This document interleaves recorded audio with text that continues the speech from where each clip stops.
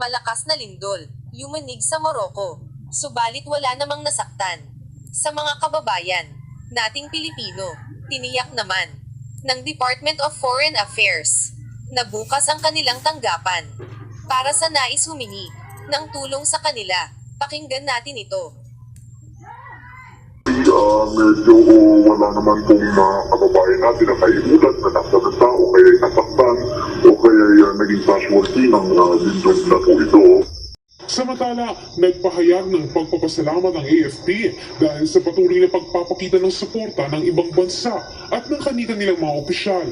Naniniwala din ang AFP na malaki ang maitutulong kung madaragdagan pa ang assets ng Pilipinas para protektahan ang teritoryo ng bansa sa West Philippine Sea.